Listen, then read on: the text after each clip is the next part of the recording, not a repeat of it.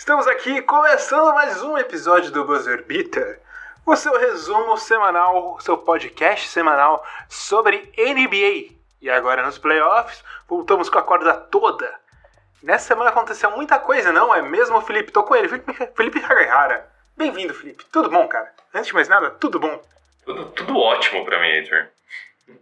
Nesse momento deve estar muito maravilhoso, né, Felipe? Um pouquinho de pregas bem apreensivas, mas tudo bem, tudo ótimo. Eu imagino. Estamos aqui rumando para todos os jogos estarem definidos nas semifinais de conferência. A gente já tem duas semifinais de conferência acontecendo, as duas no leste. E estamos em 2 jogos 7 no oeste, né, Felipe? Exatamente. 2 jogos 7. Um deles que eu até imaginei que não aconteceria, mas o outro, que envolve o meu time, que eu também imaginei que não aconteceria, dadas as circunstâncias, mas tá rodando e tá rodando bonito, cara. Tá maravilhoso, tá maravilhoso. E a gente vai conversar sobre todas essas séries, sobre os 2 jogos 7, que um deles tá acabando e tá arrumando pro seu fim, bem diferente dos outros jogos dessa série. E a gente vai conversar sobre eles e vai dar um panorama das semifinais, das que estão acontecendo e das que vão acontecer.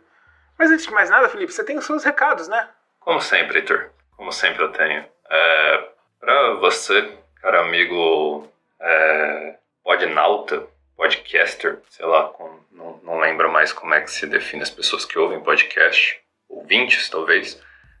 Se você tá chegando agora no Buzzer Beater, por favor, qualquer plataforma que você estiver ouvindo, pode deixar sua interação, sua curtida, seu like, suas estrelinhas e se inscrever nele também, ou seguir, tudo que a plataforma te permitir. E também, se você prefere algum outro agregador, você está ouvindo no Spotify, mas prefere ouvir no Stitcher ou prefere ouvir no Apple, a gente está distribuído em todos, então você pode usar o da sua preferência. Se você estiver ouvindo a gente no YouTube, por favor, deixa o seu like também no vídeo, comenta aí, se inscreve no canal, pelo amor de Deus, e também aperta aquele sininho lá, que é para receber as notificações de quando sair alguma coisa nova no canal. Para você também que quer mandar alguma sugestão, alguma mensagem, alguma crítica, pode mandar no nosso e-mail, buzzerbeaterbr@gmail.com, e por favor também vá nas nossas redes sociais, no Twitter, no Instagram, que tá sempre saindo coisa nova lá, o Heitor tá sempre postando bastante coisa interessante. Quais são as redes, Heitor? A gente tá no Twitter, no buzzer_beater BR, twitter.com/buzzer_beater BR, repetindo. E a gente tá no Instagram, no buzzerbeater_BR. Maravilha. E também a gente, para quem ainda não sabe, a gente tem outro podcast rolando em paralelo que a gente toca, chamado Finta Política, que a gente usa o esporte, no geral, não só o basquete, mas outros esportes, como uma cola para as narrativas sobre política, sociedade, cultura, economia, história e todos esses assuntos importantes que nunca se descolam da face do esporte. E o esporte também nunca se descola das suas faces. Acompanha lá. É isso. Semana passada, no último episódio, inclusive, a gente falou sobre um assunto relativo à NBA.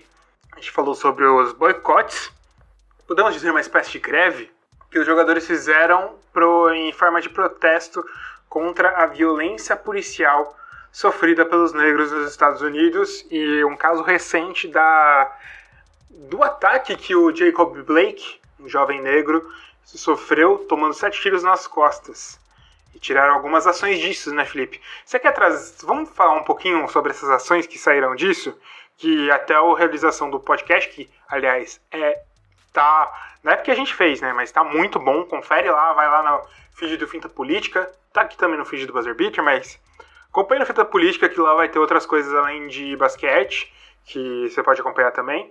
E saíram algumas ações, né, Felipe? Exato, o boicote, né, para quem pode não estar muito ligado, aconteceu especificamente no jogo do Milwaukee Bucks, que foi o primeiro e consequentemente único acontecer, porque depois a liga tomou algumas medidas e já tinham outros times também planejando boicote. E pro Milwaukee ainda foi bastante simbólico pelo fato do crime, né, da brutalidade policial ter acontecido no mesmo estado da franquia. E é um boicote, mas acabou. A gente pode caracterizar para o nosso conhecimento comum como uma greve. E eles tiraram que todos os times da NBA que tiverem instalações próprias vão transformar essas instalações como locais de voto seguro nos Estados Unidos. Para quem não sabe, nos Estados Unidos o voto não é obrigatório, a taxa de comparecimento é muito baixa. Existem pessoas que não têm nenhum local de voto muito próximo.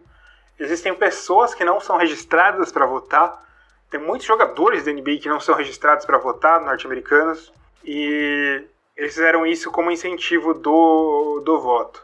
Além disso, eles garantiram que iam criar um comitê de justiça social na própria NBA. Isso vai ser feito ao longo dos anos para avaliar casos relacionados com isso e tomar ações nos próximos anos. E também deixaram reservado um espaço nos jogos dos playoffs para falarem sobre o assunto. É aquele negócio, né, Felipe? Porque a gente está tão acostumado aqui no Brasil a ver tantas notas de repúdio que a gente até estranha quando a gente vê ações sendo tomadas de verdade, né? Pois é, isso foi algo bem direto sobre um pouquinho da... a gente pode dizer que baixou um pouco o fogo, né, que tinha se acendido no comecinho da bolha com os fatos que envolveram a morte do George Floyd na mão de policial. E houveram algumas pequenas ações de encontro, tudo, mas como alguns jogadores e algumas pessoas alertaram, poderia que isso fosse mais uma fagulha que não se sustentaria na bolha, que de certa forma foi o que aconteceu, né? E aí, nesses encontros, né, dos atletas para decidir retomar os playoffs como um todo, saíram medidas práticas também como exigências dos jogadores, né? Exatamente. Eles demandaram isso para fazer, né? Tanto que teve nas reuniões o que falam é que o LeBron James queria sair da bolha porque não entendia como ia ter ações. A partir do momento que ele entendeu como que iam ter realmente ações, ele falou, não, vamos continuar aqui, que a gente mantém a nossa plataforma, a gente consegue falar, e se der merda de novo, não ver que não tá sendo bastante, a gente sai de novo. É a prova dos benefícios que tem a própria associação de atletas da NBA, né, de basquete no geral, da WNBA, ter conseguido essa força significativa na liga como um todo, não só pelas questões salariais que eles conquistaram, mas também com esse poder coletivo que se instaurou no sentido de eles conseguirem fazer demandas, né, gerar demandas para que os donos e a liga como um todo não fique só estática e também só totalmente relacionada ao meio do basquete, né? Não, e a própria bolha reuniu muita gente, né? Aproximou muita gente, fizeram eles se unirem mais. Com certeza. E significativo demais também para muitos atletas jovens hoje entrando na NBA, né? Com certeza. Bom, vamos falar das séries, Felipe? Com certeza. Vamos falar das séries que já estão rolando, né? Acho que é a melhor coisa que a gente tem pra fazer. E 2 upsets, né, Felipe, por enquanto? A gente pode dizer que são 2 upsets rodando aí. Particularmente, eu vou começar já vou partir da série que tá rolando, a primeira série do leste aqui entre Milwaukee Bucks e Miami Heat, que, cara, assim, sinceramente, eu amo esse time do Miami Heat, cara. Eu diria até que se eu tivesse começando a acompanhar hoje NBA, eu torceria pra esse Miami Heat de tão interessante e divertido que é esse time. Mas o que o Jimmy Butler jogou naquele primeiro jogo é um absurdo, cara. Exatamente. Jimmy Butler, Deus sabe o quanto já falei mal de Jimmy Butler. Se Deus existir também, né? Fica aqui o momento filosófico existencialista. O ceticismo. ceticismo. Mas enfim, cara, já critiquei pra caramba esse jogador. Não digo que estava sem razão, mas, cara, ele tava fazendo eu engolir minhas palavras nesse momento, cara. Ele mudou completamente a sua forma de... Não mudou, né? Pode ser que eu tava errado antes, vamos ser humildes, pode ser que eu tava errado antes.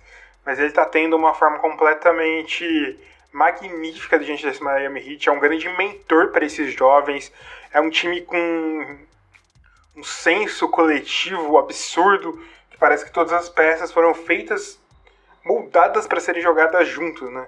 Com certeza, cara. Não, mas a gente tinha motivos para fazer essas críticas anteriores ao Jimmy Butler, porque as experiências que ele tinha passado até em times muito talentosos, como o 76ers, ele foi dado como um problema. A gente pode conferir outras coisas, né? Ele estava em algumas situações, ele estava em times com jogadores com gênio forte, igual no Sixers, com o Joel Embiid, tudo. Mas no Miami, cara, ele chegou como essa figura de veterano e líder, no sentido de ser o, teoricamente, principal jogador, e abraçou isso de uma maneira que ajudou a desenvolver os jovens talentos desse time, né? Imagino que deva ser maravilhoso para um cara como o Bam Adebayo, que tem essa característica mais armadora, jogar com um cara que consegue jogar tão bem, tanto com quanto sem a bola, igual o Jimmy Butler está fazendo. E a gente tem esse fato dos outros jogadores terem encaixado muito bem. E é um fator de sucesso muito grande desse time. Você não precisa ter, tipo, os principais jogadores deles ali, o Jimmy, o Adebayo, o Duncan Robinson, o Goran Dragic, o Tyler Hero, tipo, pontuando sempre todos os jogos. Você tem variações ali dentro, que inclusive é uma figura que deu muito certo, por exemplo, pro Toronto nos últimos playoffs. Inclusive, Sr. Eric Spoelstra, utilizando de uma tática muito bem utilizada pelo Toronto Raptors nas finais de conferências do último ano, né? Fecharam a casinha, falaram: Giannis, você é muito bom pontuando dentro do garrafão, né? Foda-se, você não vai pontuar dentro do nosso garrafão nem ferrando, você não vai poder entrar aqui nem ferrando. E fecharam a casinha e deixaram, digamos, livre o perímetro pro Giannis pontuar. E, cara, Giannis não é bom do perímetro. Não. A gente já sabe disso. Tanto que, assim, ele quase fez um triplo-duplo, beleza. Mas eu acho que no aspecto de levar o time com uma certa eficiência no jogo de perímetro, isso acabou saindo mais de um Chris Middleton e até às vezes de um Brook Lopes da vida nesse jogo, né? Tanto que o Brook Lopes praticamente não pegou rebote nesse jogo. Então, já deu certo uma vez isso daí, né? Vamos ver. A gente tem que saber, porque eu diria que esse time do Bucks era para estar mais maduro do que do ano passado e ter mais variações além do estilo clássico deles, que é manda o Giannis pro garrafão, eles vão atrair umas 2 ou 3 marcações e então a gente fica com vários chutadores livres fora do garrafão. Cara, eles têm que ter alguma variação disso, porque a gente já percebeu que isso já dá pra separado, né? Sim, com certeza. E o Bucks tem limitações hoje no banco, né? Tem vários jogadores interessantes, tudo, mas talvez não necessariamente para dar continuidade a esse tipo de ideia ou estratégia durante o jogo inteiro, sabe? Não dá para deixar o Giannis jogando 48 minutos, infelizmente. A não ser que você queira quebrar o rapaz, principalmente numa defesa tão física quanto você tem um Bam Adebayo cuidando de você, quando você tem um Jay Crowder, um Jimmy Butler. E é isso que eu ia trazer também, né? O elenco do Heat propicia que essa defesa funcione, assim como era o elenco do Toronto Raptors ano passado, que propiciava que essa defesa funcionasse contra o Giannis. Antes era muito concentrado principalmente no Kawhi Leonard. Kawhi Leonard foi muito bem marcando Giannis Antetokounmpo, sendo um dos marcadores primários. Mas agora você tem um Jimmy Butler, que é um bom defensor, você tem um Bam Adebayo, que é um bom defensor, você tem o Jay Crowder, você tem o Iguodala, você tem nomes que encaixam bem com isso, né? Com certeza. E você fecha a casinha, exatamente. Você às vezes não precisa nem necessariamente de tanta bola caindo assim, você precisa contar mais com a eficiência, né? E no final das contas teve muita bola do Heat caindo. E, repito, Jimmy Butler foi fabuloso nesse jogo, cara. Fabuloso. Jimmy Butler foi fabuloso. Foi o jogador que se espera que ele seja nesse time, né? Exato. Incrível. Exato. E outro ponto a se destacar, cara, minutos do Kendrick Nunn praticamente nulos nesses playoffs, né? Pois é, ele subiu um pouquinho agora, né? Antes ele não estava sendo praticamente nem usado. Alguns jogos ele tava com 0 mesmo, nem entrando. Mas, eu não vou duvidar do Spoelstra, cara. O cara sabe ganhar campeonato, o cara sabe manter um time continuamente no playoff, mesmo com várias limitações que teve no passado. Com esse time na mão, se ele tá falando que o não deve jogar de titular, ou às vezes nem deve jogar, acredito nele. Não, e muito tem a ver com o próprio Goran Dragic, né, cara? Goran Dragic é um cara que foi testado em playoff, foi um cara testado na NBA, um cara testado, é um MVP de Eurobasket. Então, bicho, E tá correspondendo, né? Tá jogando benzaço. O cara que tá cumprindo muito bem o seu papel no time. Pois é, bicho. É normal nos playoffs você precisar de um cara mais parrudo assim, né, cara? Com certeza, com certeza. Esse mix, né? Até porque o Heat tem alguns caras virgens de playoff, né? Rookies que são fundamentais pro time. E que também correspondem bem à pressão. Pois é. Bom, cara, eu não vou dizer que eu vou duvidar do Bucks, mas eu também não consigo dizer que eu vou duvidar do Spoelstra. Eu não vou dizer que eu duvido de ninguém aí. Essa série tá bem aberta pra mim. Pode ser que semana que vem a gente volte e esteja 4-1 pro Bucks. Pode ser que esteja 4-0 pro Heat. Pode ser que esteja 4-3 pra alguém. Pode ser que a gente chegue no jogo 7. A gente tem que entender... Eu acho que o Coach Bud, ele vem demonstrando durante a carreira dele uma deficiência muito grande em um aspecto. Ele se atrela a um modelo de jogo que é muito vitorioso na temporada regular, mas os playoffs, parece clichê a gente falar isso, mas não é, né? Que nos playoffs muda o jogo. Porque em cada série, você enfrenta só um adversário, são 7 jogos para você conseguir entender como esse adversário jogar, montar completamente um esquema para anular as eficiências desse adversário e conseguir se moldar para ser o melhor possível contra ele. E principalmente numa série que tem times tão bons, então a gente tem que entender que você precisa às vezes mudar o estilo de jogo para conseguir surpreender o seu adversário, né, Felipe? Com certeza. Um time defensivo bom de temporada regular é basicamente um time com vários jogadores que têm boas qualidades defensivas. Agora, no playoff isso já muda até um pouco. Até jogadores que não necessariamente são tão bons defensivamente no playoff, eles começam a cumprir funções específicas, né, para justamente se adequar a um esquema. E principalmente isso, uma das principais coisas que se adequa no playoff é um sistema defensivo, porque você tem que justamente montar algo para combater o outro time numa série de, no mínimo, 4 jogos, no máximo 7. Então, cara, o Budenholzer tem os seus próprios de reconhecer o que era necessário fazer nesse Milwaukee Bucks para virar um time de primeiro lugar e contender nos playoffs, tudo. Mas convenhamos que é algo simples de se combater no sentido tático, porque você basicamente está centralizando, né? Você está usando um jogador como um núcleo e vários outros orbitando. Então, isso daí, teoricamente, é até simples de se combater tendo as peças compatíveis. Não, e além disso, Felipe, é o que você falou, fazer o encaixe para os playoffs é um encaixe que você tem que fazer para vencer o maior número de jogos possíveis. Para a temporada regular. Para fazer encaixe nos playoffs, você tem que fazer para vencer o seu adversário. Não importa necessariamente o quantos jogos você venceu na temporada regular, principalmente uma bolha que você não tem nem a vantagem do mando de quadra. Você tem que saber criar o jogo para anular as qualidades do seu adversário específico, porque você precisa passar dele. Não importa que se você é médio contra o seu adversário e muito bom contra os outros. Você precisa ser muito bom contra quem está enfrentando. Sem sombra de dúvida. E o exemplo mais claro disso também está na outra série do leste, que é entre Toronto Raptors e Boston Celtics. porque a gente tem dois times que são muito bons. Um time que é absurdamente bom pra mim nessa temporada regular e que é absurdamente bom contra a maioria dos times, mas que contra um time específico, que é o Boston Celtics, não tem um encaixe tão bom no jogo, né?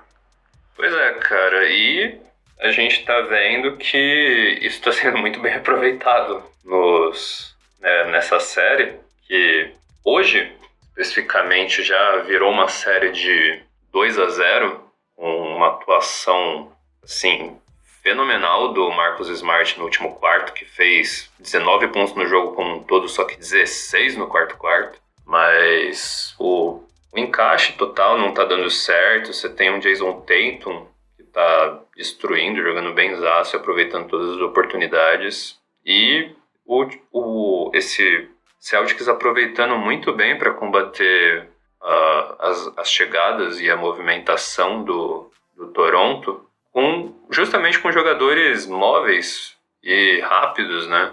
Você tem até um Robert Williams ganhando um pouquinho mais de oportunidade nesse momento, por ser um big man mais móvel, né? Não, e a gente tem ainda, por exemplo, o Marc Gasol não vai funcionar contra o Boston Celtics porque ele é muito devagar. E ele não consegue fazer essa marcação. Ele já era devagar durante boa parte da carreira, agora tá mais devagar porque tá mais velho.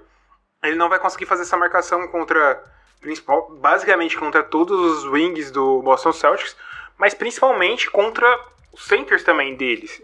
Que os centers do Celtics são móveis. E tanto no ataque quanto na defesa eles vão conseguir conter o Marc Gasol. O time do Toronto Raptors é um time que tem uma defesa muito baseada no próprio esforço, né?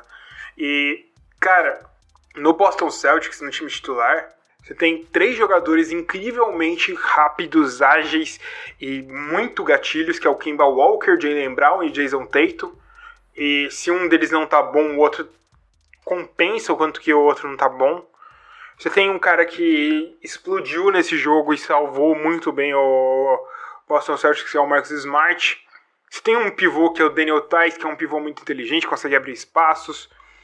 Então, o esforço acaba não compensando isso. Aí você junta isso que, nesse jogo, eu acho que o Toronto Raptors conseguiu dar uma equilibrada, mas o Pascal Siakam tá muito mal nessa série. O Fred VanVleet não tá tão bem. Kyle Lowry não tá tão bem. E o exemplo que a gente deu do Marc Gasol, você pegou um Ibaka, que é um cara muito mais móvel e já teve um grande desafogo. Conseguiu jogar bem melhor. O banco do Toronto Raptors não tá jogando bem. E parece que é meio que um nêmesis do Toronto Raptors e do Boston Celtics. Sim, com certeza. E eu acho ainda que mesmo com o Serge Ibaka, você ainda tem um encaixe muito difícil lá dentro, porque, assim, defensivamente, por conta dos tocos, o Ibaka ele conseguiu construir essa imagem de bom defensor que, sinceramente, nunca se provou. Ele, além dos tocos, ele não é um bom defensor em questão de timing e posicionamento no garrafão.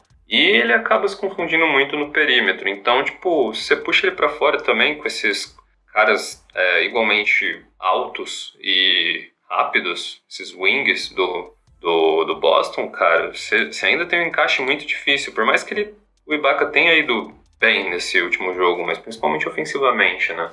E outra coisa difícil também é essa combinação dos guards do Toronto, que, convenhamos, você precisa ter esses caras jogando porque eles são os seus principais jogadores, basicamente, né? Além do Pascal Siakam, tudo. Mas eles são pequenos, né, cara?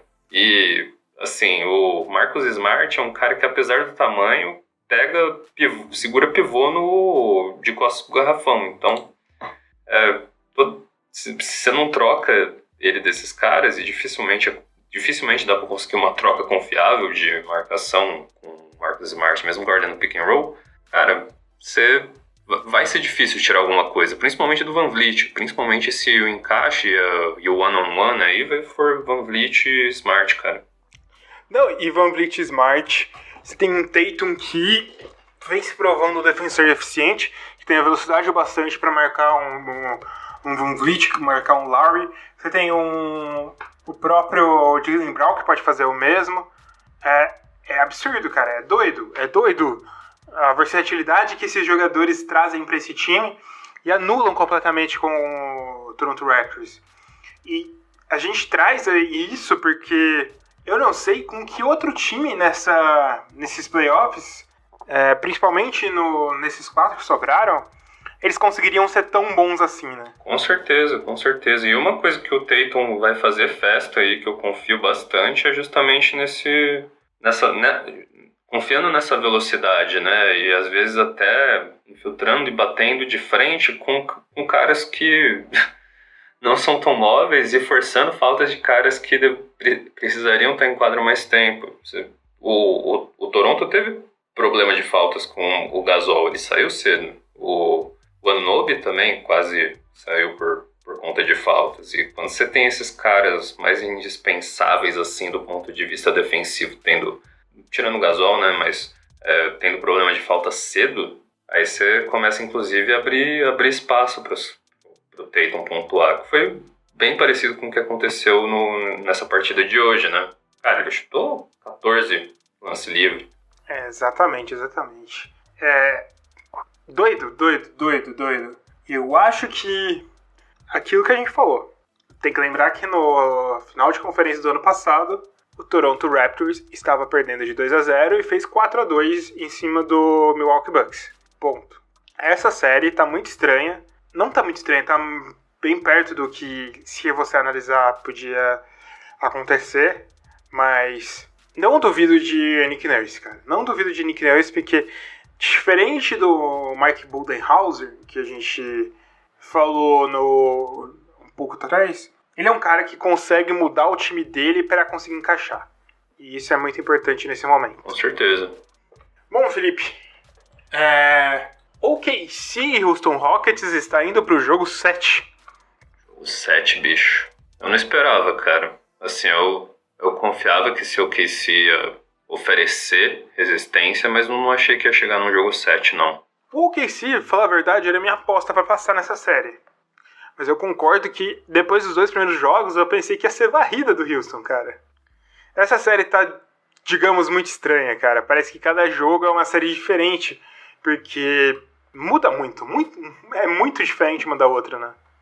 Muda. Uma hora você tem dominância de um lado, não consegue encaixar com o small ball de jeito nenhum, outra hora dá certo e vem tudo, vem os rebotes, vem tipo, finalmente um pouco mais de valor do Steven Adams nessa série, igual nesse último jogo. Mas, cara, tá saindo coisa boa da mão do OKC, que eu achava que seria bem mais limitado. Eu adoro jogador defensivo, então o Luguin Dort pra mim é uma das grandes surpresas aí. Mas nessa última partida, cara, que aconteceu... Foi ontem, né? Dia 31, segunda-feira, quando a gente tá gravando no dia 1. Cara, o Chris Paul foi incrível, cara. Ele fechando o jogo, foi maravilhoso. E também umas ações bem duvidosas do Sr. Russell Westbrook, né? Pois é, cara, é triste, né? Ficou triste porque a minha imagem do Russell Westbrook tinha mudado muito essa temporada. Ele tava sendo mais inteligente, jogando com um jogo muito mais potenciado por causa do esquema do Toronto Raptors, do Houston Rockets mesmo. Mas triste. E eu acho que essa série também exemplifica muito o ponto que a gente fala de que você tem que moldar o seu time ao seu adversário. Acho que foi no jogo 5 que o Houston voltou a vencer. O Houston bolou uma tática muito absurda que simplesmente deixava o Luguin Dort livre para fazer o que ele quiser. E o Luguin Dort não tem ataque, então ele não sabia o que fazer. E errava. Então, chegou no jogo 6, o OKC mudou isso. O Luguin Dort começou a fazer mais pontos, começou a ser envolvido mais num pick and roll, que ficava mais fácil para ele conseguir fazer os pontos. E teve os outros jogadores conseguindo ir bem. Então, cara, tá sendo uma série muito imprevisível essa. Muito imprevisível.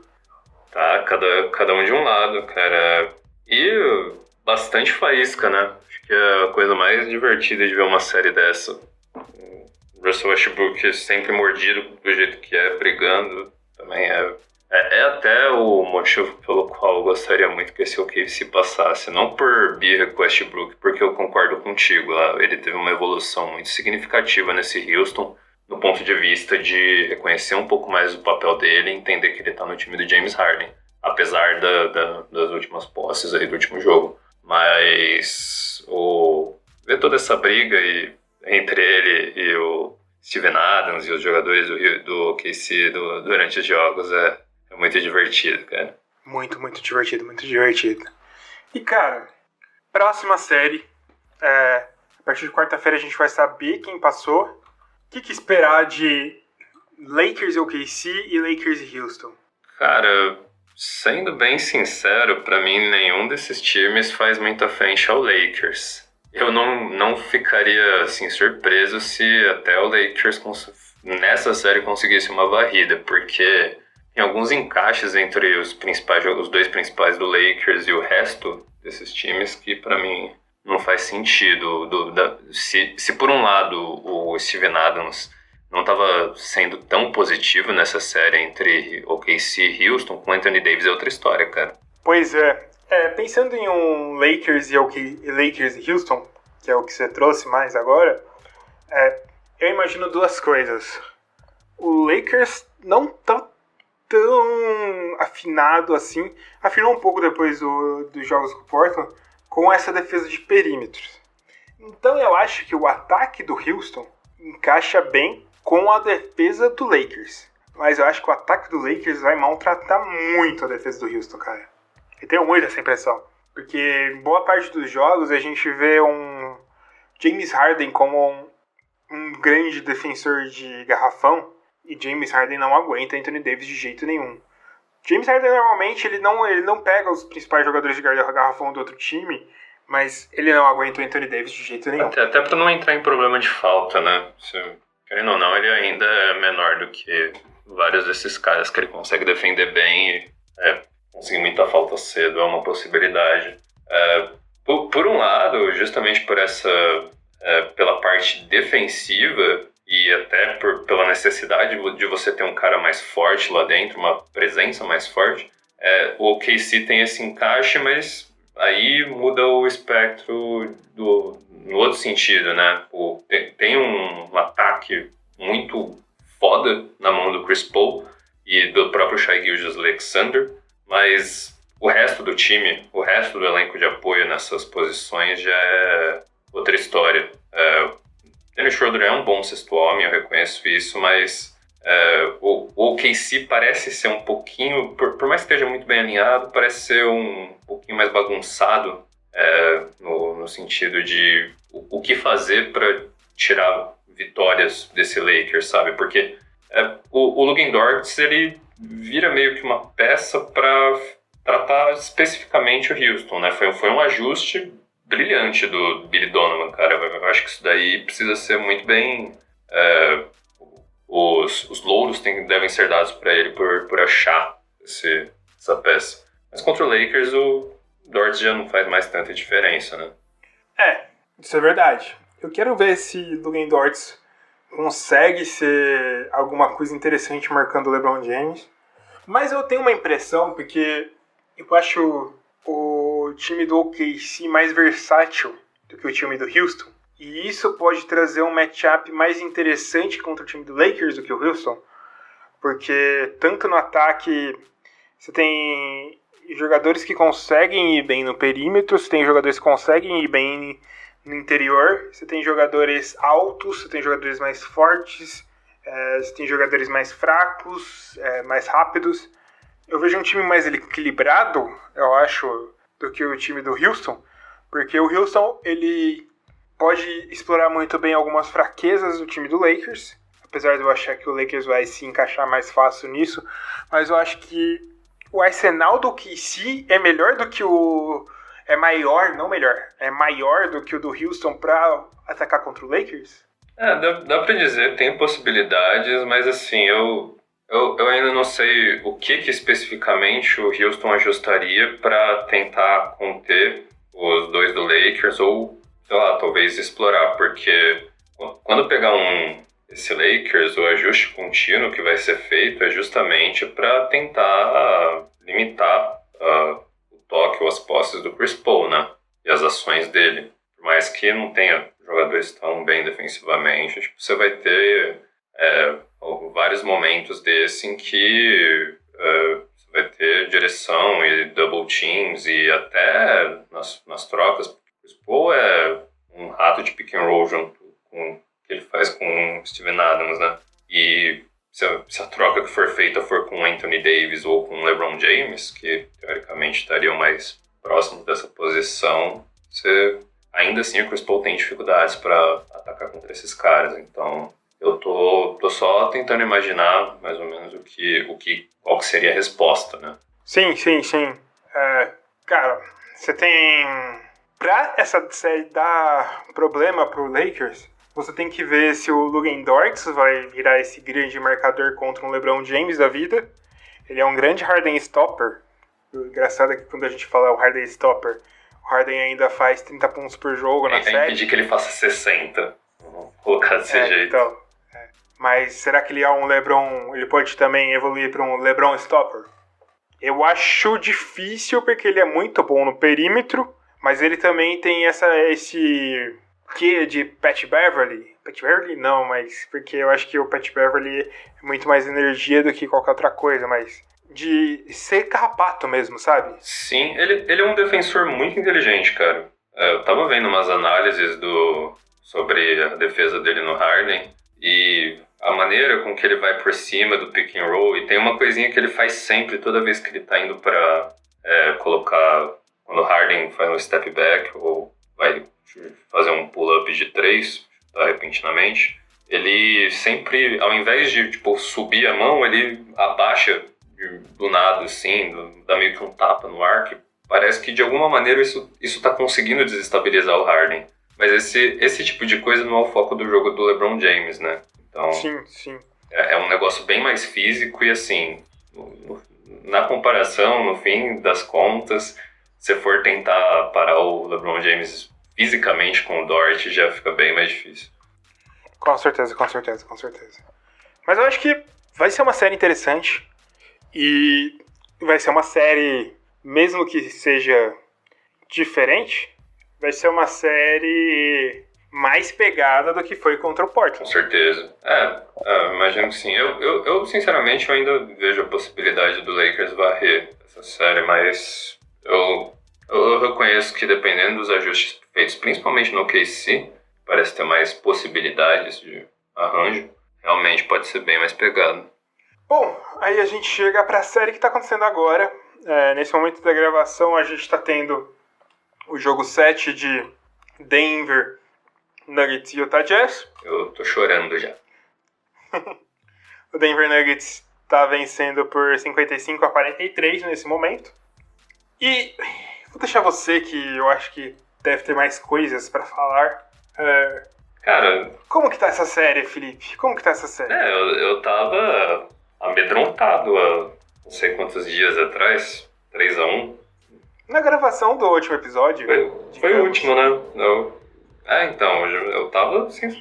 A gente tava agorando o Denver Nuggets. Eu já tinha desistido, sinceramente, cara. Pra mim já tinha acabado. Pra mim não tinha o que o Jokic pudesse fazer. Eu não tava nem com o Jamal Murray na cabeça ainda. Tanto, né? Apesar de estar elogiando ele pra cacete. Mas assim, eu acho que super expectativas, né, cara? O Jokic tá fazendo bons jogos. Eu acho que teve alguns jogadores que se acertaram nesse decorrer. O Michael Porter Jr. ele não tem contribuído tão necessariamente no ataque, mas ele tá sendo uma presença nos rebotes que tá valendo a pena. Ainda não defensivamente, porque ele não é tudo isso. Mas você tem jogadores defensivos também, se encaixando melhor. Eu acho que o satélite defensivo do Denver tá fazendo um trabalho um pouquinho melhor nessas séries, mas o que se destaca, o que entra em outro patamar aí é o que o Jamal Murray tá fazendo, cara. 3 jogos seguidos com 50 pontos marcados. 3 jogos. É um monstro, cara. É um monstro. Se existia, assim, alguma ponta de dúvida de achar que, assim, até na minha cabeça, pra mim, sempre o sucesso do Denver nos playoffs dependeria do quão absurdo o Jokic pudesse ser. E isso não só apenas nas características e funções dele, mas também até puxando um pouquinho mais na questão do ataque, da parte ofensiva.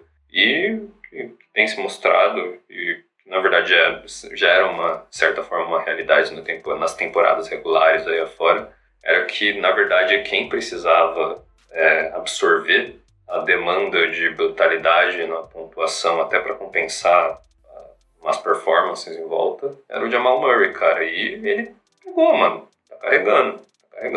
E essa série tá muito divertida porque em boa parte dos momentos é um grande 1x1 entre Jamal Murray e Donovan Mitchell. Ah, demais, cara. E também, cada ponto, cada bola decisiva que um deles mata é, tipo, virando e falando um monte de palavra que você não pode falar às 10 horas da manhã na TV aberta, sabe? Demais, cara, demais. Cara, é doido. E a gente falou do Michael Porter Jr., eu acho que nesse momento ele tem as principais características de um sexto homem peladeiro, que é aquele cara que não marca ninguém, sai do banco e faz muito ponto.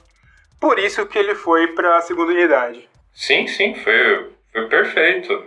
E você precisava... E teve algo que funcionou muito bem no último jogo especificamente, que foi as movimentações do Jeremy Grant voltaram a funcionar. Mas justamente isso. E outro ponto positivo que eu considero assim, e que é uma presença melhor do ponto de vista defensivo desse time que tem essas deficiências, é a volta de minutos do Monte Morris, cara. Precisava mais dele. O time se organizou muito com uma melhora do Millsap, uma melhora do Monte Morris e uma melhora do Jeremy Grant.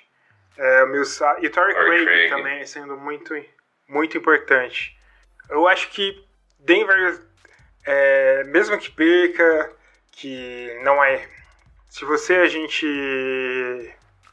para e pensa no passado, falar que o Denver ser eliminado pelo Utah Jazz nesse momento seria um absurdo, né? Triste pro Denver. Mas depois de tudo que aconteceu, vai ser frustrante perder, ser eliminado depois de ter empatado um 3-3? Vai. Mas tem coisas boas, eu acho, saindo disso. Porque, querendo ou não era esperado um Denver chegando na final nessa temporada, final de conferência, ou até final de NBA, né? Com certeza. E se parar pra pensar assim, tem esse fato bem justo que antes não se pensava nisso. O Utah ele tem jogadores importantes e bem cascudos e assim, a adição do Mike Conley não estava sendo tão positiva, mas ele fez até agora, assim, tirando acho que talvez esse jogo de hoje, eu nem sei como é que ele foi no último jogo, na verdade eu não prestei muita atenção nisso, ele foi bem. Ele tem feito uma série boa, tem sendo uma presença muito importante até para complementar o jogo do Donovan Mitchell nessa série. Mas eu concordo, tem muita coisa boa para tirar, muita coisa boa para corrigir esse Denver. Eu ainda sinto falta de talvez jogadores complementares, role players mais bem estabelecidos do ponto de vista defensivo mesmo. Os outros caras são bons, mas quando você confia no Monte Morris como seu principal guarda de defesa e o Torrey Craig muitas vezes entrando como um PF ou um SF, você acaba desistindo de altura. E tem encaixes contra isso que são terríveis, cara. Terríveis. E você tem outras jovens peças aí para se desenvolver, entender qual que vai ser o papel do Michael Porter, ver o quanto que se dá para desenvolver do Bol. Então tem coisa boa para tirar, mesmo que ocorra uma eliminação. Exatamente. Bom, cara, não é porque eu sou torcedor do Clippers, mas eu acho que tem uma série pegada pra vir aí com qualquer um dos dois que vier, mas eu acho que o Clippers vai ser favorito contra qualquer um dos dois. Vai. E eu digo mais, cara, eu digo que pegada até pelo ponto de talvez o Clippers ter tido esses momentos inconstantes anteriores, né? nenhum desses times tem uma figura tão centralizadora como o Luka Doncic, por mais que Donovan Mitchell e Jamal Murray estejam fazendo séries maravilhosas. O Denver talvez possa falar do Jokic, mas ele não é, acho que, uma figura para tomar conta do jogo inteiro. É até um encaixe muito ruim com o Clippers. Então, Sim. então acho que se o Clippers mostrar talvez um pouquinho mais do que fez nessas 2 últimas partidas aí da série, principalmente, vai ser bem difícil até chegar num jogo 7 também, sabe? Sim. É exatamente isso. Exatamente isso.